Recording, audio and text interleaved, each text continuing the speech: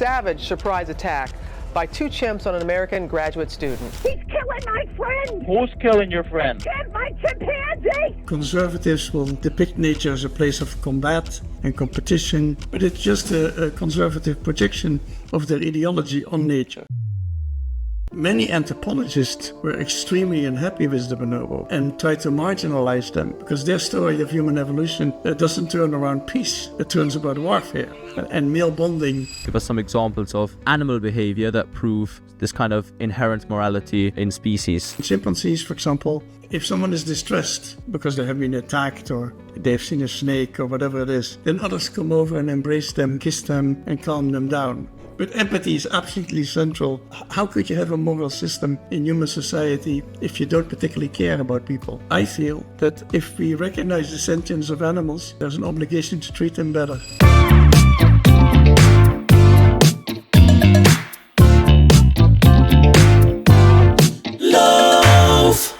Yeah. So you're obviously most known for your primate work, but I read that towards later in your career, you worked a fair bit with elephants as well. And that's something I know a little bit less about your work with as well. So for me and the listeners, what are some of the most interesting things you find in behavioral and emotional study of elephants? The elephant work started with the mirror test. Elephants had not passed the mirror test, and so they were said to be not self-aware. I think all animals have some self-awareness, but anyway, that was the claim.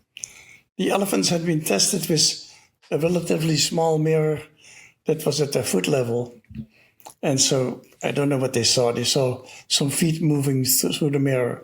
So we did a new test, first in New York and later in Thailand, with Josh Potnick, who's the pioneer of that.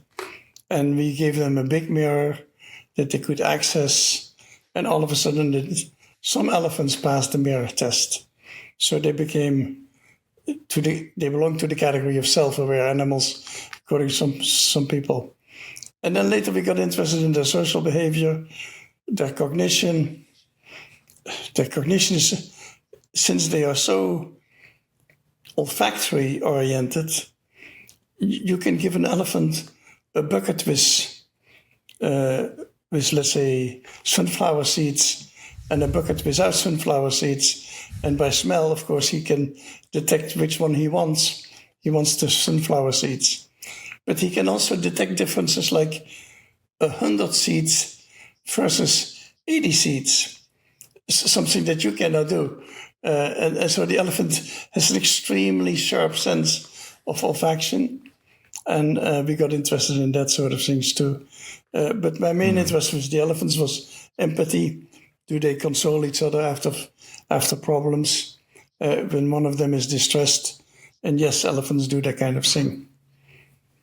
It's I went on safari to Kenya recently, and the guide we had was telling me an anecdote.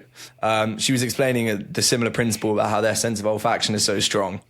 And she had this one particular elephant, which there was a bad encounter with. She had to drive away, and it was pretty dangerous. And ever since, it was always super problematic if she would ever to run into that elephant. And she stopped wearing a certain perfume and changed perfume. And after that point, there was no issues with the elephant anymore, and it treated her like a, Yeah, their sense of smell is 100 times better than that of a dog, and a dog is 100 times better than us. So you can imagine how that is, yeah. Wow. Is it true that they have a very good memory as well, or is that just a myth? I think they have a very good memory. They're very dangerous in the zoos, for example. Most people killed at zoos, caretakers, are killed by elephants. And I think it's because the elephant remembers certain things that these people may have done. That's my guess. Yeah.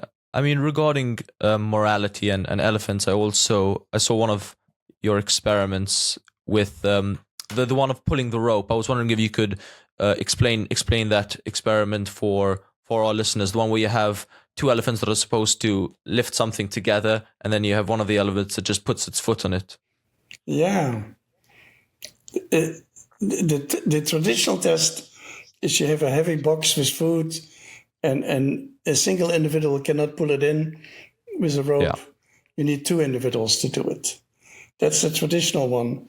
For elephants, it's very hard to design a box that is too heavy for one elephant. And so you have a rope that runs through the box. And if only one elephant picks it up, he pulls the rope out, basically.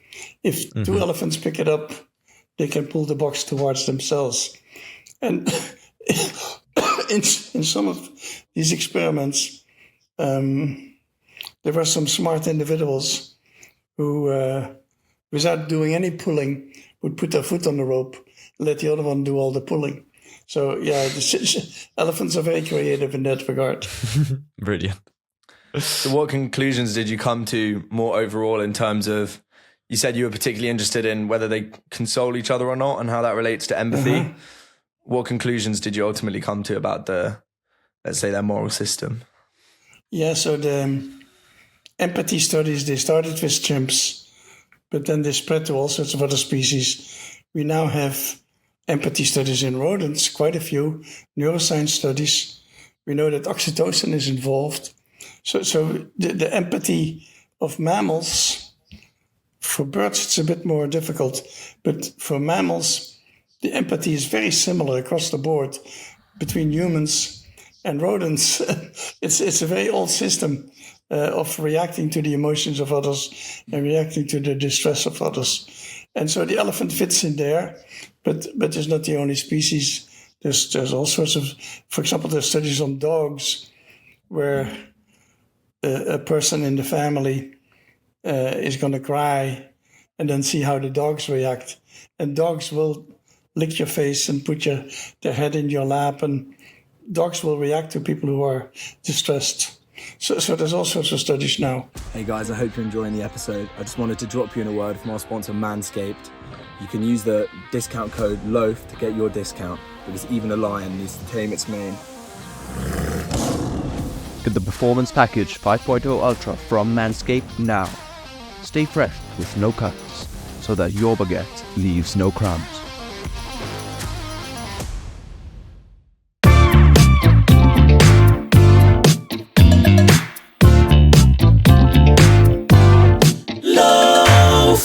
Hey guys, we really hope you enjoyed that episode with Dr. Franz de Waal. If you'd like to see another episode just like this one, you can click right up here.